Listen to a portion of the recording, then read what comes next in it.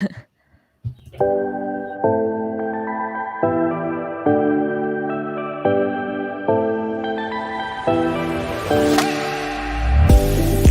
to Remembering Your Oneness with Xane Daniel and Monika Kupiec, where we know everything, and so do you.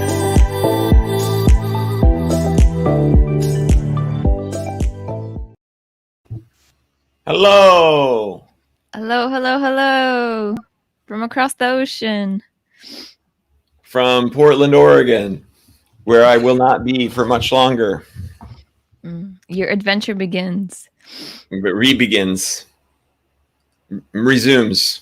Yeah, but because it's been nice. I've been in an apartment with a friend for about 6 weeks, and like I was saying before we went on, it's nice to be able to shower whenever I want to, but now it's time to get back in the van and go wherever I want to. So it's it's good on either way, depending on your mood.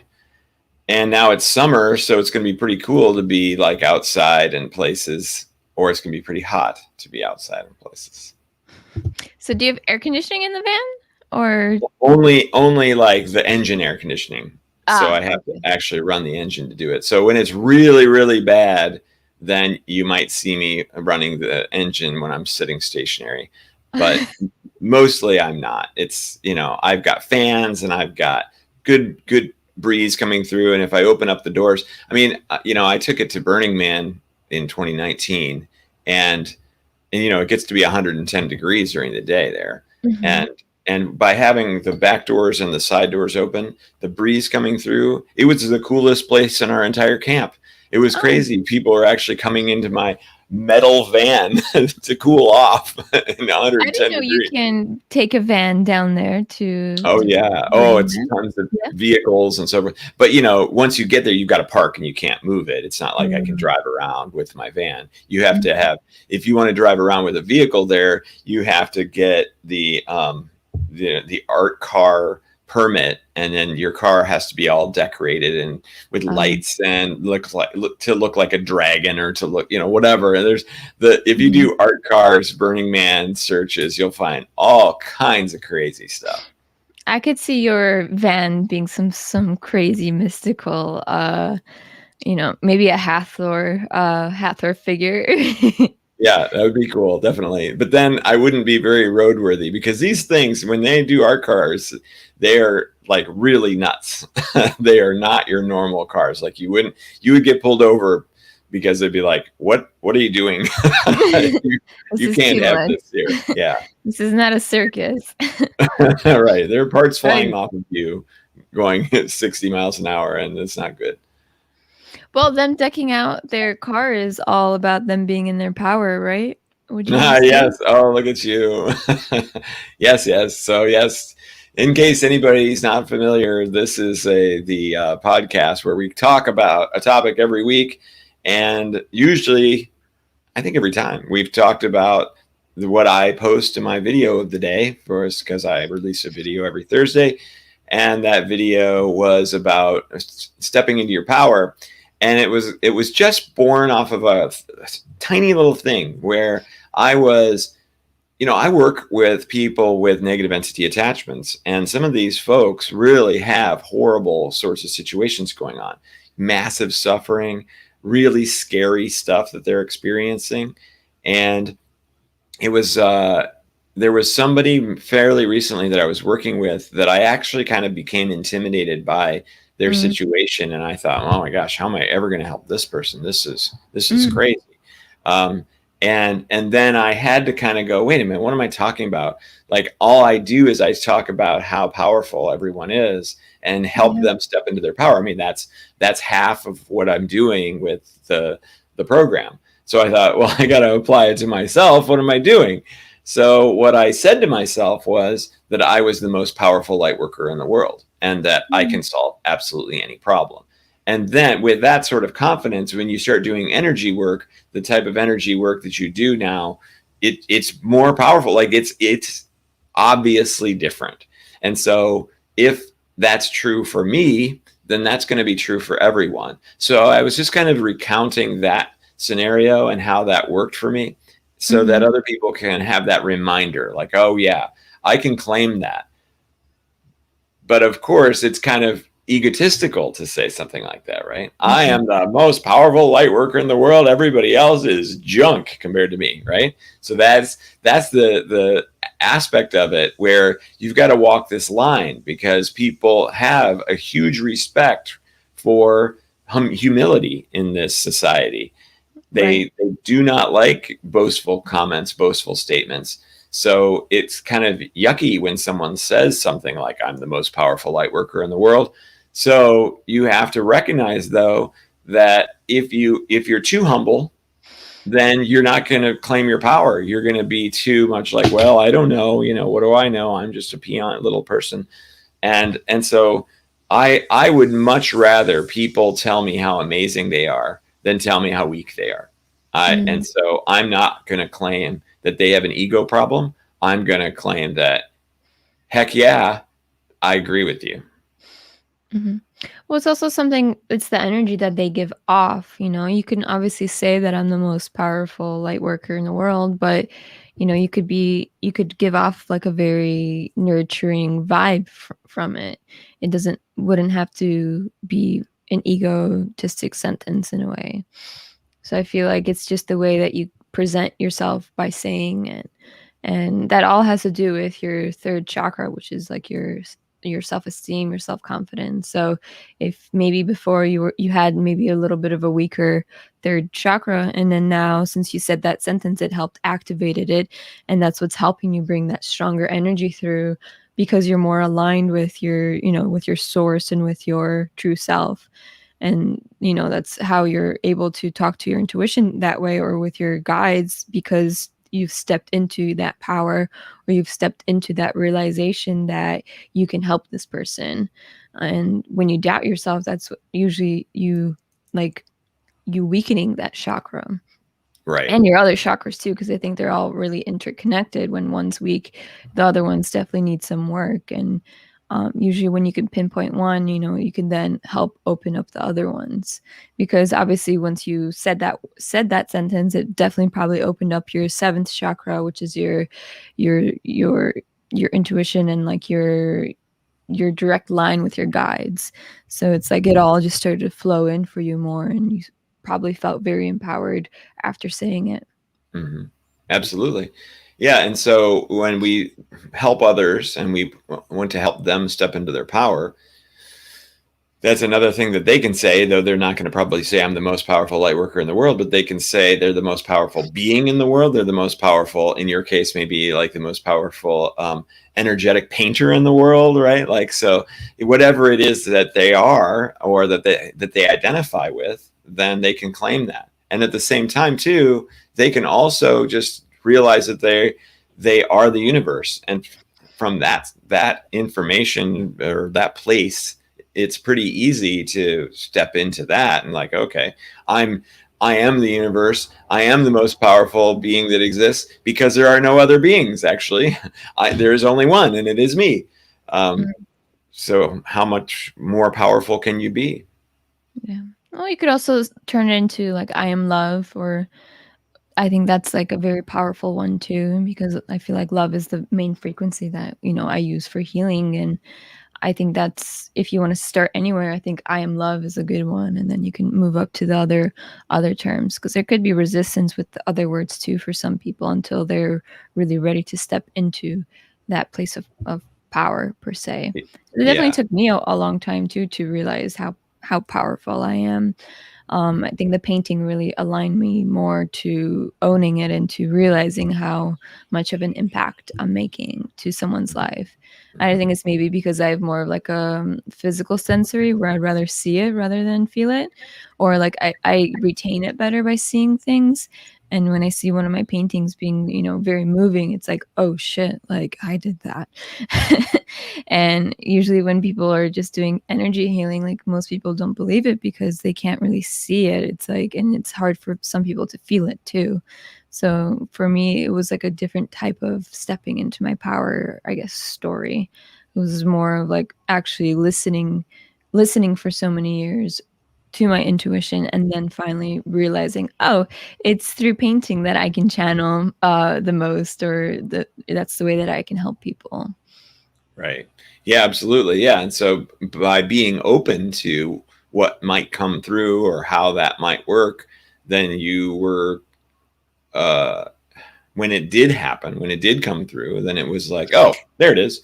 But if you're Hmm. like, okay, I'm only this and I can't do that, and maybe I'm really good at this, but I'm really crappy at that, then, you section your life off and you don't allow the possibilities to come through. I do want to say hello to Onion Man. Welcome. I also want to invite any of the folks from the Eliminating Negative Entity Attachment group, the Facebook group, to talk to us, tell us what you're dealing with, ask us any questions, so we'd be happy to help you. The Eliminating Negative Entity Attachment group is somewhat new, and I've been working with folks in there to help them get over their issues and their entities, and it's great because I've been going live in that group as well, and so now we're kind of, both of us are going live in there to help those folks, and hopefully we can do some amazing things for them. Let's see. And hello, Duncan, and hi, Maria. Duncan. Nice. Maria. All right. Maria is the most transformational singer in the world. Yes. And you know what? She writes her own songs, and she writes them in no time. Like, it's one of the fastest I've ever seen anybody write songs. Like, she can in one day create, the music and the lyrics, and it sounds completely professional. It sounds amazing. So yeah, she is the most transformational singer in the world. Maybe you should sync up with her for your documentary. Yes. Yeah, it's a good idea. Get the Yeah. sound score in. Right. Yeah. So yeah. And that's another thing too. If there's anybody who would love to be in the documentary, or are dealing with negative entity attachments, or know someone who is, I'm interviewing someone today actually for it, whose spouse was attacked essentially, and he ended up having to have her institutionalized because she was being violent and that sort of thing. But he really believes that it was actually a negative entity, but he couldn't figure out how to get rid of it. And in order to make sure she was safe and he was safe, he needed to put her away. So that's an interesting story. I'm really looking forward to hearing more about that and what they've gone through and how they've been dealing with it and so on. So, there's all kinds of interesting stories out there. And I really do feel like, and we came up with this actually in a podcast a couple of weeks ago, the idea that, you know what, there's an awful lot of people that have probably been diagnosed with schizophrenia or something that are actually not meant to have any kind of mental illness, but they're just dealing with negative entities. So the more that I can learn about that, and the more that I can uncover about that, the better, because hopefully people will see that and go, okay, well, I could go to a schizo doctor and get weird medication, which might help, but it might make it worse. And then you still have the entity on top of the situation. So, let's open that awareness up. So, just understanding, like, with getting diagnosed and then getting pills to suffice anything, you think the negative entity is strong enough to go past the pill, or like Yeah, a medicational, like, drug? sure, because the drug isn't about negative entities. It's about some sort of chemical imbalance in the brain. It's not necessarily having anything to do at all with an entity attachment. The entity can still be attached to your energy, and now your brain is just being drugged, yet the entity is still attached to your energy. The way we remove negative entities from people is we change their energy. We raise their vibration. We make them, powerful, like we were talking about. And when you're drugged, you're the opposite of that. You're in a kind of a miserable state, and you don't recognize your power at all. Actually, you become dependent on some substance. So it seems like it's the opposite. But I definitely have some interesting interviews coming up that will shed some more light on all that. Yeah. So then, with going back to personal power, Do you want to talk about your story of how you stepped into your power, or how you became more into helping people with negative entities? How did that come about? Well, I liked your first kind of question because when I was just starting off with all this and I didn't understand anything that was happening to me, I could just talk to this voice in my head that was very positive, actually, not a negative Mhm. voice, that was guiding me and directing me and helping me just understand how the world worked and how metaphysics worked and all that stuff. It was like having my own personal teacher. I I didn't understand my role yet. I didn't really understand really why I was having that happen, but I wasn't too concerned about why. I was kind of just excited about having it. Yeah. But I didn't think of myself as anything special because it was ayahuasca that opened up that my ability to talk to it. So I just thought, well, okay, so I did the right thing. I took some ayahuasca and that opened up my thing. And so, now I'm talking to a thing. So it wasn't until I was working, I was at a permaculture retreat where Mhm. there was a woman there from Finland, her name's Sani. She kind of saw me and we my very first true channeling experience where it was channeling something. Yeah, it was pretty much my first channeling experience. I think I'd had one before that, but I didn't really realize that I'd had it. So we're standing there, we're talking to each other, and she just stops talking to me and stares at me, just stares at me in the eyes. And I'm like, okay. And so I just went ahead, like, okay, I guess I'm staring back. And so we did this thing for a little bit. I don't know if you've ever done the staring thing, but, the whole world starts to get all warped and strange looking and everything. And that Yeah. was cool. And then all of a sudden I was like no longer present. Like I stepped aside, but I could tell that I suddenly started talking to her, but I couldn't really totally understand what I was saying, and she responded, and then I felt this wave of like disappointment wash over me, and then I was suddenly back, looking out of my eyes again, and I said, what the heck just happened? So now, know that I didn't even know what channeling was at this point. I didn't understand what was happening. I mean, I'm talking to a voice, but I didn't think that was channeling. I don't know what I thought it was. Yeah. Anyway, she says, well, you just channeled an entity from another dimension. And I was like, what? Like, there were so many questions all of a sudden at that point. Like, okay. And the biggest one was, how the heck did you know that? Like, you're just talking to me. How did you know that I was channeling an entity from another? It could have just been me, Mhm. but I didn't actually ask that question. The question I asked was, well, what did I say? Because I couldn't remember what I said. And she said, oh, well, you asked me to leave this world with you. I was like, Oh. oh, well, that doesn't sound like, yeah, it sounds like I was channeling something. Like that answered my question, right? Like, why would I ask you, let's leave this world together? Mhm. Like that's a really weird thing to say. So, so then I said, okay, well, what did you say? And she said, well, I said no. Like, oh, right, right. Okay. So that makes sense. That's why I had that feeling of disappointment wash over me, because the entity that had come in to ask you that question was disappointed that you said no. I don't know why it thought you were going to say yes. Yeah, let's go. But anyway, it was a very interesting and amazing kind of conversation. And at that point, then she told me, you are so powerful. Like you have no idea how connected to the spirit world you are. You have no idea what you're going to be able to do in this world. And that confidence boost that she gave me at that point was, obviously still remember it. And anytime I have any doubts, I go back to that moment. I really hear her saying that to me. Mm. So, and so as a result of really taking that to heart, my gifts and my abilities came on very quickly, really, and ramped up really powerfully, really fast. Is it because you just started trusting it, or because you just felt that this is, like, very true and I wanna follow it? Like, you were curious to where else it would go? I definitely believed it. I just Mhm. completely believed it because she was so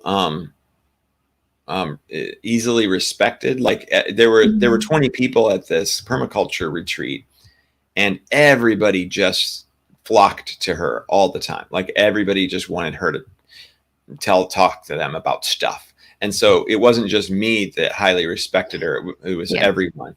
And that had a big impact as well. Like, oh, okay, so she knows what she's talking about. So I'm going to believe that. I believe that she knows what she's talking about. So Where was this retreat? it was in Tennessee. Oh, Tennessee. Okay. Mm-hmm.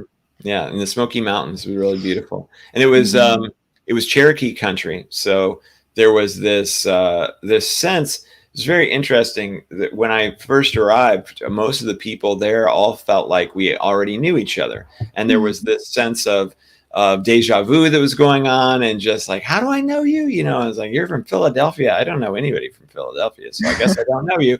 You know, and that's what we kept finding, is that everybody would, you know, someone would come up to me and go, don't I know you? And then we'd have this kind of, nope, you know, no way. And it just happened over and over again. And so during that conversation with Sani, she mentioned it. She said, you know how everybody feels like they already know each other, and this deja vu feeling? Like, yeah. She said, well, I had a vision during meditation a couple of years ago. And then she stopped and she said, do you believe in past lives?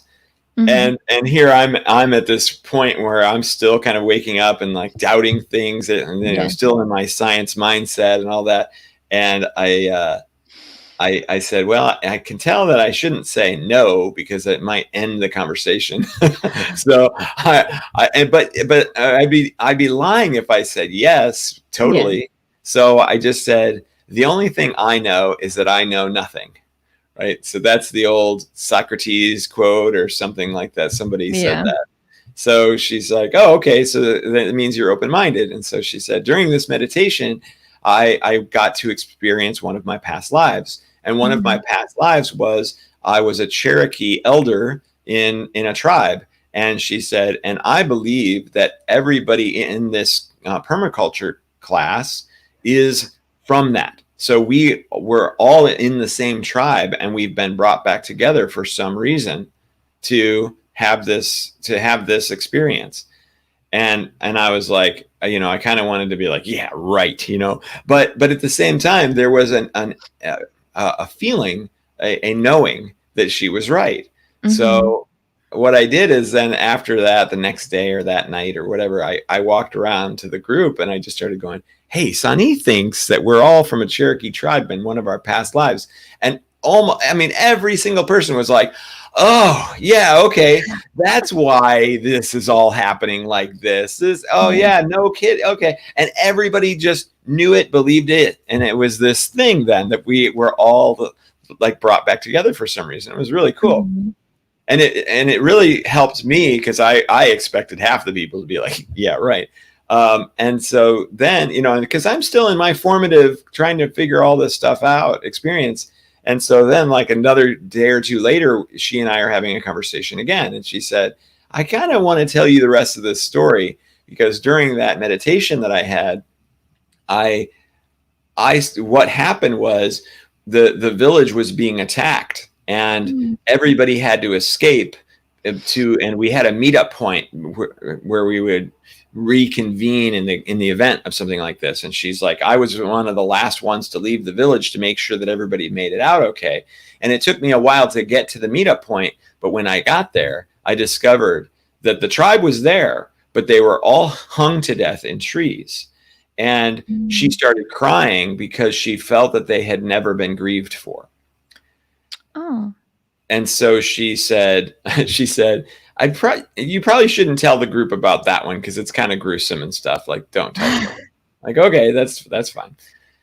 So a couple of days later, there's another guy in the group who is just as beautiful and wonderful as Sani, that everybody just loves him. He's like a farmer. He plays music. He raps. He's just this awesome dude.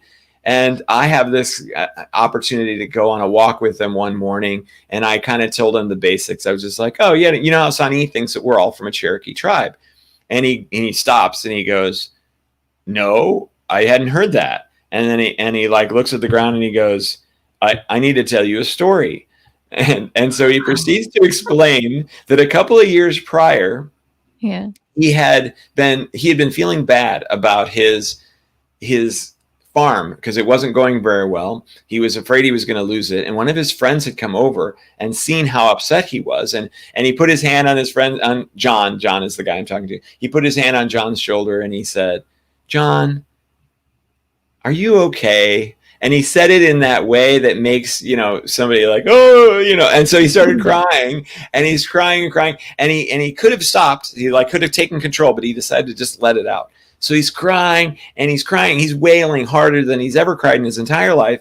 He ends up crawling around on his hands and knees, still crying. He crawls outside and he grabs onto a tree. He's still crying. And then he closes his eyes and he sees a vision of walking through a forest, and he comes upon this indigenous tribe of people that are all hung to death in trees.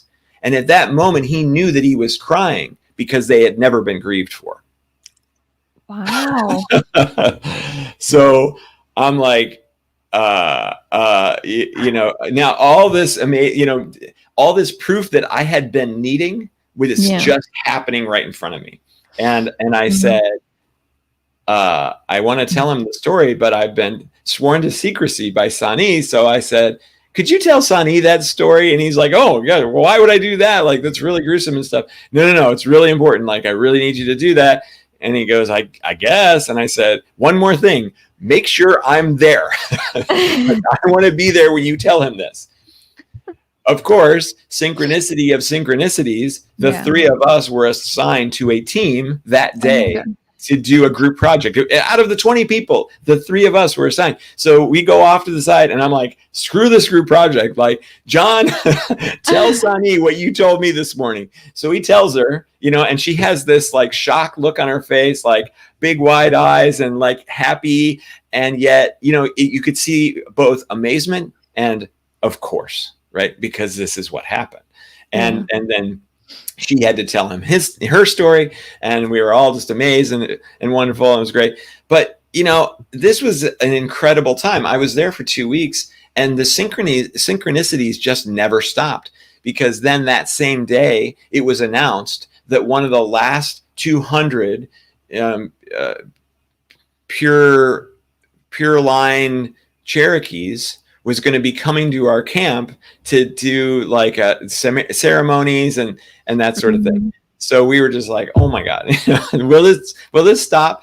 And so he shows up, he's beautiful, he's fantastic, he's performing all these different things, and we did a sweat lodge and all that. And then he says, at one point, we didn't tell him anything about this story. He pulls the three of us aside, just the three of us, and he gives us all a bear claw gift because of how, whatever, for some reason, I don't even remember, but it wasn't because you guys did that, but why the three of us, just the three of us? Yeah. So it just kept rolling, and it was amazing. That was that I needed that. And that solidified everything for me. And so it's been easy since then.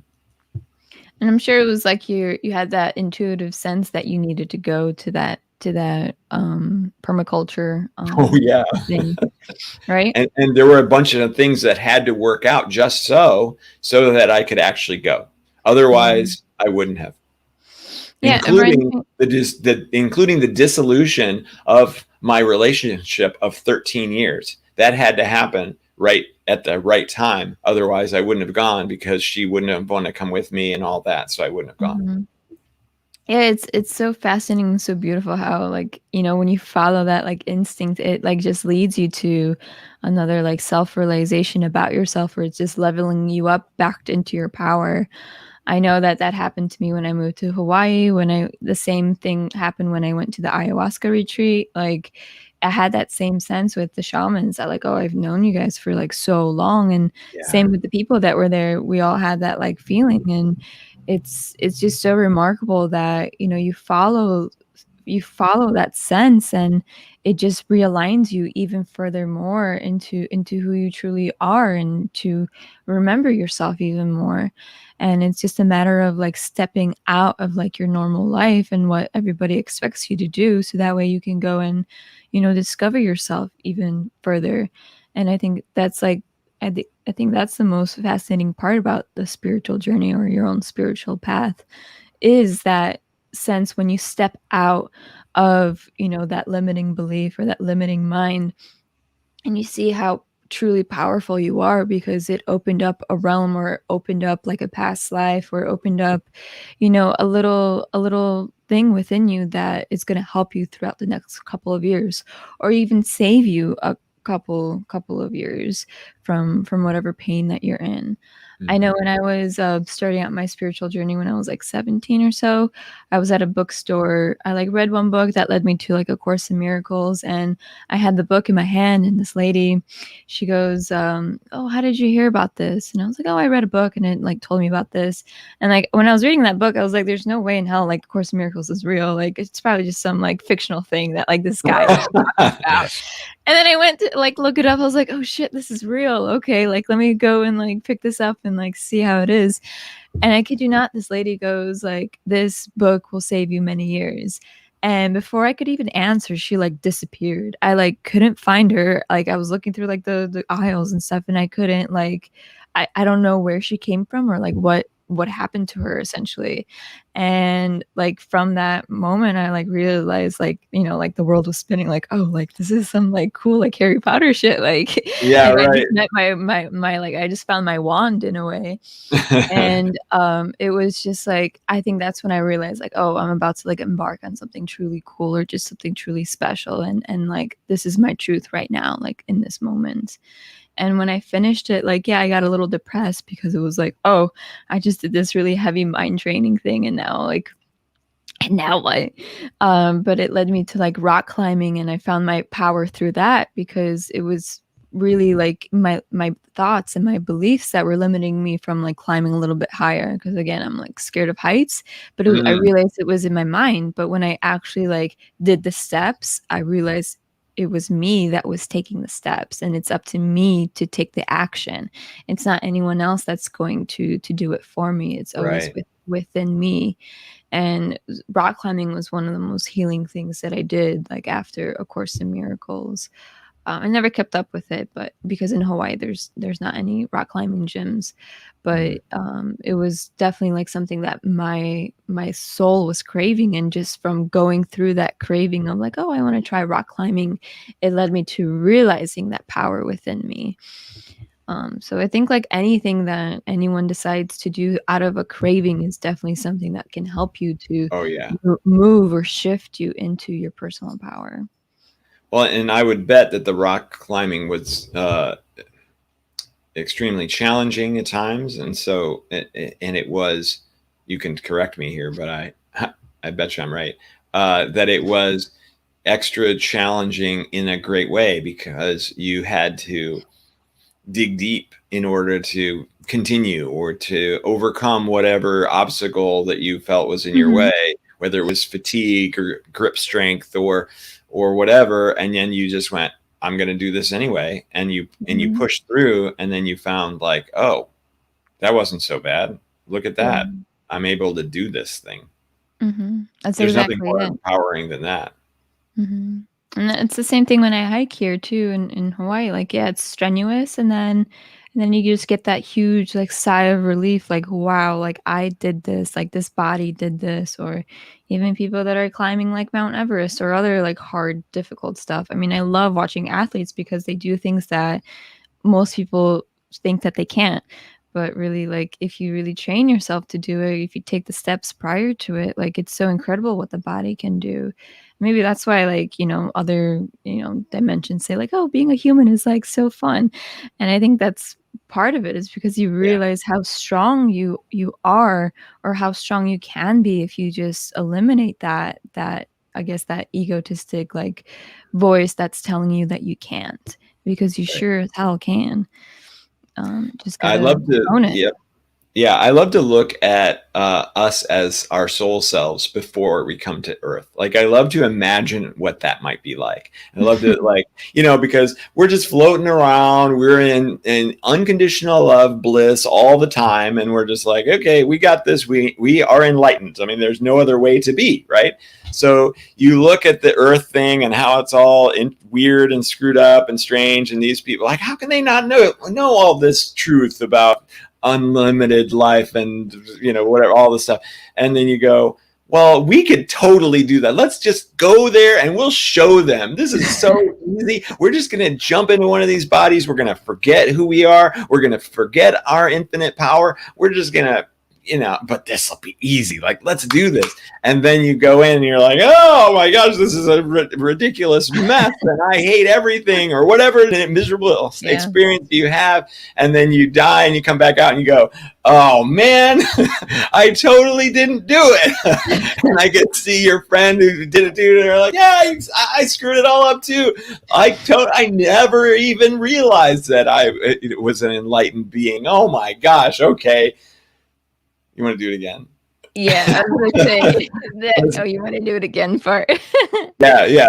Let's try this again. I think I can get it this time. Yeah, me too. And and then you go back in, and really, I think that would be an amazing thing if you think about it. Like, yeah, this enlightenment experience is just so normal and so regular when you are infinite and you only have unconditional love, and there's no fear and no anger, disappointment, frustration, unworthiness. All that crap doesn't even exist. Like, okay, let's see if we can do this. There's just something beautiful about that. It reminded me of when I did in the ayahuasca retreat. We did kambo. Kambo. Yep. So I resisted it a lot. I was just really scared during it. Oh. Let's let everybody know what kambo is, because I was like, yeah, I know what kambo is, and I went, wait a minute, yeah. I'm not everybody you need to worry about. Okay, so sure. Can you give a little bit of a backstory? Because I don't know, I know a little bit about it, but can you give more since you've done it? Yeah, so kambo is essentially, I guess, like frog poison or frog venom. Yeah. Mm-hmm. And so the shamans, they burn a few holes in your body to inject, or to just place the paste of it on your body, and instantly it starts to reset. Basically, I think it's your nervous system that gets reset. But you have to drink 2 liters of water right before it, and then essentially the release of it is that you vomit a lot. Similarly to ayahuasca, but this is hardcore vomit. And so instantly, right when they place it, you'll start to feel heat in your body, and then usually you just throw up, and that's just the release. I don't think you get any visions or anything like that. Yeah, I don't think so. No. It's just a quick thing. But for me, I was resisting it, and my fingers started to curl up, and the shaman was like, oh, this happens when you have fear. So they were just trying to calm me down, and then I had to literally stick my fingers under my throat to actually start the process of it. Oh. And so yeah, it was pretty heavy, because I'm the type of person that doesn't like to do things without knowing what's going to happen. And so that's what happened with kambo. It was clear that this is one of my things that I need to work through. And so after I threw up, I was like, wow, I want to do this again. It was almost I was just so intrigued by that, all that fear that I was feeling. And it's oh, I want to do this again and actually vomit properly, instead of having this huge epiphany. But right. That's also what was happening with ayahuasca for me, that I at the first time was oh yeah, cool, this is fun. And then I started to surrender the second and the third time, and it was the third time I instantly died and got through that source, or met my source right away. And that's what the shamans were saying, you just got closer and closer to your alignment. And I think that's just from not having that resistance, or not having that that fear, or that not necessarily forgetting that I was this being. And that's when you're there with your source, be oh, let's go do this again. It's almost you're ready to surrender even more, or through all these different past lives that you're having, it's you'll finally get to that one life that you'll truly remember, and just truly step into your power, because you'll just know, and you'll just don't want to go back to that I guess unconscious being, or that 3D self in a way. Yeah. But you need to do all of those or be all of those in order for you to reach this beautiful state of like, yeah, I know who I am, and it's really cool. Like, it's still obviously frightening at times. Like, I still get like freaked out by it. I think it's totally normal, but it's still like having that sense of, being so present within yourself and just recognizing it. I think that's the most powerful thing. If you could just recognize it for a minute or a couple seconds, like, I feel like it's enough to say it. Yeah. Yeah. And when you make it through something like that, then you've proven to yourself that you can handle it. You've proven to yourself that you can overcome fear. Mhm. And because vomiting is probably one of the top 10 fears that we have. I don't know what the statistics say, but I bet you it's up there, because Could I be, know a yeah. lot of people that don't want to do ayahuasca just because of that. Like, they don't want to throw up. And it's kind of funny because I've done it a lot, and I have never vomited until the most recent time that I did it. So it was all this time that I wasn't. I don't know why it never came out, but I never had Mhm. to. I was releasing in other ways, I guess. And when I have ayahuasca, the beings just come to me and they start chatting with me. So I'm just Yeah. talking to them about stuff. I might have already told the story. And they they said to me this last time, it was the most recent time, they were like, "Okay, you can go ahead and vomit now." And I was like, "What? Why? Like, I'm good. Like, I don't really need to." And you guys aren't making my stomach all upset like you could do. I know you can do that. Like, and they're like, "No, no, no. No, we're not going to do that." I'm like, okay, but you need to go throw up. I'm like, but I mean, I don't get it. Like, I don't need to. And so we debated about me throwing up forever. Like, they were like, we would stop talking about you throwing up if you just go throw up, and then we could resume and have an awesome conversation. So we're just going to keep doing this to you until you go throw up. I'm like, but I don't even have to throw up. And they're like, no, no, no, just go outside and bend over. As soon as you bend over, you will throw up. And I'm like, okay. And so finally I went, all right, I'm going to go outside and throw up, I guess. I don't have to, but I'll do it. So I go outside and I bend over and I'm looking at the grass in the middle of the night and I'm like, okay. And then sure enough, I threw up. And I never even felt like I needed to the entire time. It felt fine. It was like the lightest, easiest vomiting experience you could ever have. It wasn't like this like horrible wrenching pain. It was just like, blip, okay, I guess we're good. And then went back in the tent and we resumed our conversations. That's sweet. Yeah, during my second trip, like, I have this again, I have this thing where I just don't like to do things first, and I was like, it was quiet, like nobody has started to throw up yet, and I was like ready to throw up, and I was like, I don't want to throw up first. I don't want to be the first person. And so, like, literally, like, the voice was like, "Oh, you're gonna be first, all right." And I like threw up, and like the voice was just like, "Yeah, I told you so. It wasn't so bad." That is so But, great. like, I totally resisted it. I resisted it for quite a little bit, and they were like, "No, you're gonna be first. You're gonna be first." Yeah, it's so funny when you get to have those conversations with them, and you pick something out. You're like, oh well, I definitely don't want that. Then they're just like, oh well, that's what's going to happen. Like, that's all they care about. Like, oh, you don't want that? Then this is what we're doing. So it Mhm. is about that surrender, like you like to say, or giving in, or just allowing and accepting, like I like to say. Like, just go with it, because you're gonna be fine. It's your own Mhm. survival fears that are coming up in this, and that's what a lot of people say, that Aya helps you with the three lowest chakras, and survival fear is the root. Mm. Hmm. I could see that. I Yeah, could see because that. confidence, personal relationships, sexuality, Mhm. and survival fear, like, those are the first three chakras. And Well, yeah, for it me, I feel says. like it was a lot also with the heart chakra too, because every time I had a vision and threw up, like, she would fill me up with a lot of love.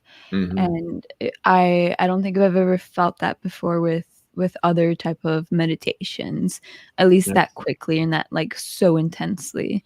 So it could just depend on the person too, or but Yeah. I definitely feel with the first chakra most definitely because it's very grounding, like insanely grounding. Mhm. Yeah, I've definitely had all three of those things worked on quite a bit, like those first three categories. And Mhm. not, the love part, somewhat, but not a lot, I wouldn't say. Mhm. And the throat chakra, third eye, I don't think so. Yeah, I really feel like that it was the first three mostly. Mhm. Yeah, Yeah. we've got a couple people now that are So just like, interesting. I really want to do this. Can we do this, Onion Man? I really want to do this. Let's do this. Yeah. Yeah, I really like, I mean, if anyone needs a recommendation, I really like the place that I went to in Costa Rica. It was very like, I mean, maybe because I chose it, but I definitely feel like that's a very safe space for anyone to try What was and the name of it? experience it. Nada Brahma, Oh, okay, it's a different one. yeah, Nada Brahma Retreat or I something like that. That's cool. But Yeah. very, if I ever go to it again, I'll probably just go keep going there. Um, Yeah. That's cool. Yeah, because we did Well, we the rapé, I think it's Rapé. called. Yeah. Yeah, Hmm. with Yeah. the thing in the nose. Yeah. You snort tobacco up your nose. That's a really weird It was, experience. yeah, tobacco and DMT a little bit, I think. Is it, no, no, well, not usually is there DMT, but maybe in your case there I was. think we had some DMT. I don't know, it was pretty intense. But I Yeah. remember my sinuses were, like, on fire for a little bit. Um, Yeah.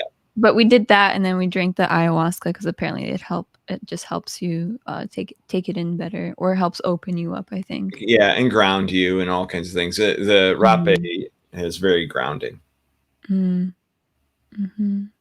Yeah, I mean, definitely, like, I feel like people should try it if they wanna try it. Yeah.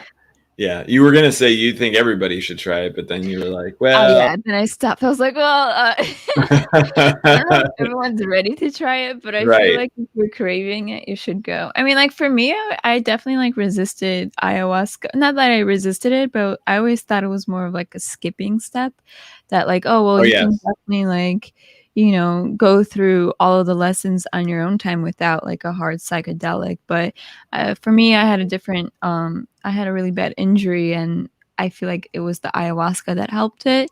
It was just something that was just so stuck within me that I needed to get a little shake me up. Um, Something that meditation and like, self-discovery wasn't enough for me. Yeah, there are definitely many people that like to say that that's cheating, that you're skipping a step if you do that. But and on the same token, if let's say you have a near death experience and Mhm. that is your awakening moment, is Yeah. that cheating? Is that skipping a step? No, I mean Yeah. that was signed. You signed up for that in your soul contract to experience that, and then what happens in a near death experience? You often like you visit with your guides or your higher self or whatever, and they enlighten you. Yeah. That's the same as a psychedelic, Mhm. because a near death experience is a psychedelic. It's actually the brain being flushed with DMT, which is the main ingredient in ayahuasca. So Mm. I don't really buy that, like, you're cheating, you're skipping a step, because you signed up for having plant medicine as part of your soul contract as well. And Yeah. I know that I did, because of all of the things that had to happen exactly as they did for me to even ingest it, because Mhm. I wasn't even open to the idea of it. I didn't even know what Mhm. it was. Just somebody showed up at the house and said, "Hey, we're doing this." And I went, "Yuck, I don't want to do that." I was, very much still in my non-spiritual mindset. I was in my atheist, I would probably say agnostic, because I didn't care mindset. So, if it weren't for that, I would still potentially be that. So I know that it was all meant to be very Mhm. specifically. Yeah, and then I mean, I can just say from experience, for me, just saying that, "Oh, I think it's a skipping step," it was just more of, like, a resistance that I was having to trying something that it was definitely like almost like a fear thing, because it's like you're really tapping into your source, and sometimes that's what's causing you like a fear or a block from trying something like that, because Oh yeah. you already know it's going to be so profound, so you're just resisting it, or you're just like, oh no, like it's probably not for me, not yet. Well, I think that what people do when they're afeared of it, is that afeared, is that they're worried about the short term. They know that there's a long term benefit, but boy, that short term sounds awful. Like Yeah. I run into people all the time that go, "Oh, I don't want to revisit my childhood traumas in that world," or "I don't want to throw up," or I don't want to give in. I don't want this, and I don't want that. And that is, of course, the worst possible thing that you can do, because when you try to steer the experience, then ayahuasca is going to come in and kick your ass and go, no, Mhm. you're not steering this experience, and so you're only going to make it worse. Yeah. Hi, Katie. Hi, Now, Katie. yeah, it's hard to find it in the U.S. I mean, it isn't impossible, but it is more difficult, I suppose, because you can just go online and go Costa Rica, Peru, whatever. But we're happy that you found us too.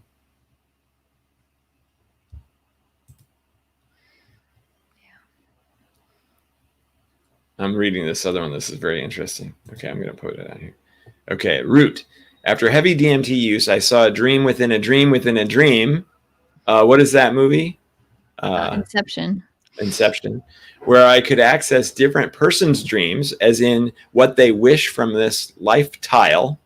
It's an interesting word, life tile. Maybe meant time. Was this just over imagination or something different? Oh boy.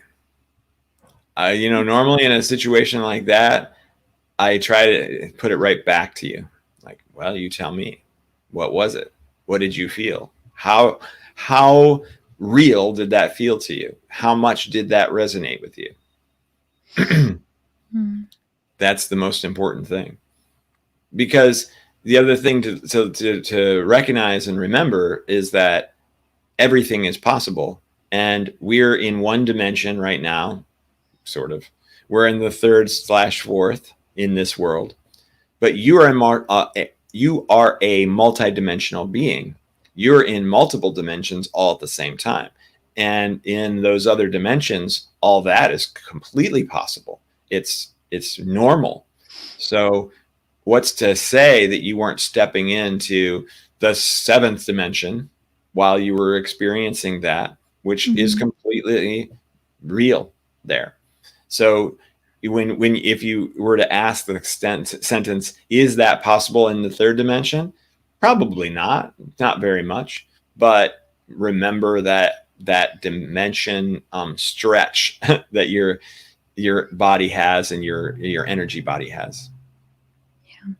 Was it from just one DMT trip, or was it from a couple different trips, and then you were able to get that? I'm quite curious, because I did a 5-MeO DMT, which was apparently it's the heaviest DMT that I didn't know. It's kind of like similar to your ayahuasca thing. Like I was riding my bike down, and the guy that I know that like does DMT or offers it to people, like he was just on my road too, and like he was like, "Oh, I'm about to go give DMT to someone. You should come join us." And then that person like flaked, and I was like, I have no idea what DMT is. Like, sure, why not?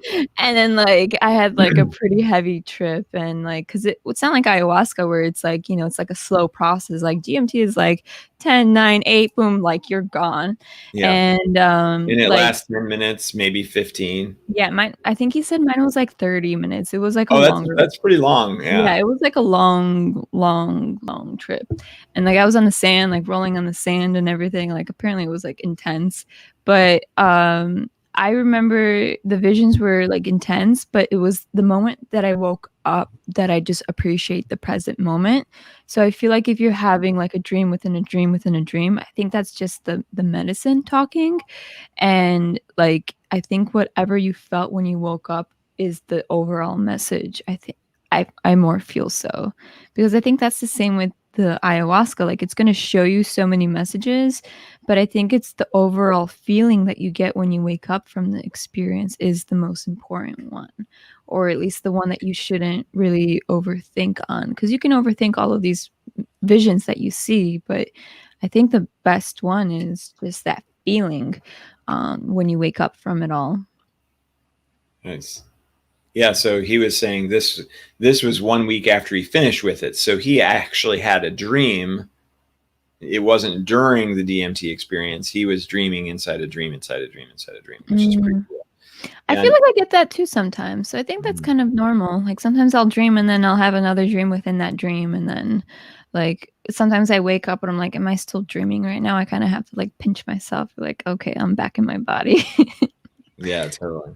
Yeah, DMT is a really interesting one because it's so quick. It's but it's so intense, and so I feel like it's ayahuasca on fast forward.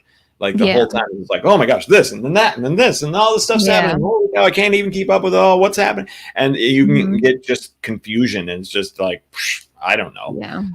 And that's what I kind of don't like about it sometimes is that it's just I'm not getting any lessons out of this. I'm just lost, and then it slows down as you come out of it, and then you can get some lessons, and you can have some cool conversations with other people at that point because you're coming out of it, but you're still kind of in touch with it all. I was with somebody who did it one time, and they, because you have to smoke DMT, so she ended up coughing, and she had this like cough in her throat, and then afterwards she described her experiences that there were these little beings that were like this tall that were like, yay! And as she was coughing, they were like getting coughed up and then rolling back down and getting coughed up, and they're like, yay! We love to roll around in your throat, hooray! And then her whole experience was just these little happy roly-poly beings, like, falling off of waterfalls and running around amok and stuff. And it's just